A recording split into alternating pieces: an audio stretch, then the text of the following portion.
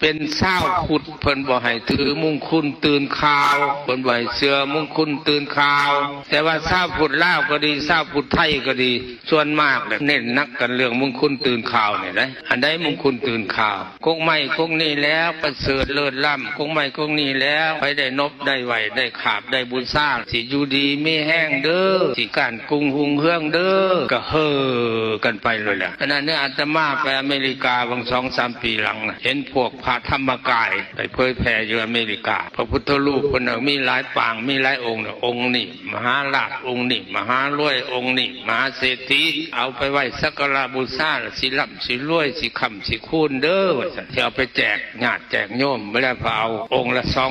$200คันว่ามีความเมตตาสงสารเขาอยากให้เขาหังอยากให้เขามีอยากให้เขาร่ำอยากให้เขารวยก็เอาให้เขาโลดเป็นอีหยังไปยังถามเอาเงินเขาอีกแล้วก็พอออกไม่ออกผู้เอาหังกันโอ้ยจะเป็นหูหนวกตาบอดท่านว่ามันคำมันคุ้นเฮ็ดให้ร่ำเฮ็ดให้รวยอีหลีเลยไปถามเบิ่งลูกหลานมันสิก่อนมันหังมันคู่คนแล้วบ่ในวงตระกูลมันหั่นน่ะมันรวยมันคู่คนแล้วบ่คันมันบ่รวยอย่าเอาเสียคุณสมบัติในฐานะที่เฮาเป็นชาวพุทธบ่ว่าผู้ฮักก็ดีบ่ว่าผู้ให้ก็ดีเป็นผู้ทำลายคุณสมบัติของพุทธบริษัททั้งนั้นพระพุทธเจ้าเป็นสอนว่าคนเฮาสิดีก็ตามสิชั่วก็ตามสิทุกข์ก็ตามสิมีก็ตามเพราะมันขึ้นอยู่กับผลของกรรมกรรมคืออย่างกรรมคือการเหตุการกระทำของคนเฮานี่แหละเหตุดีแล้วได้ดีเหตุชั่วแล้วได้ชั่ว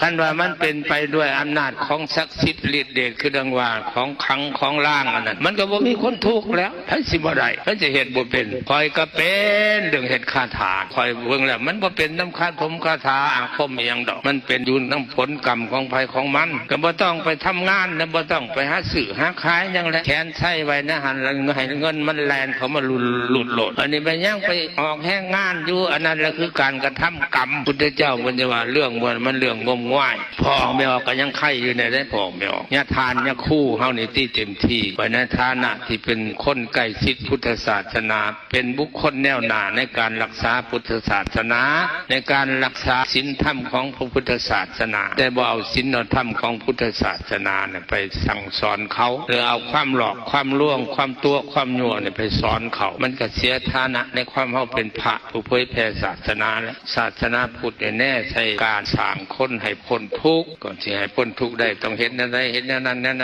น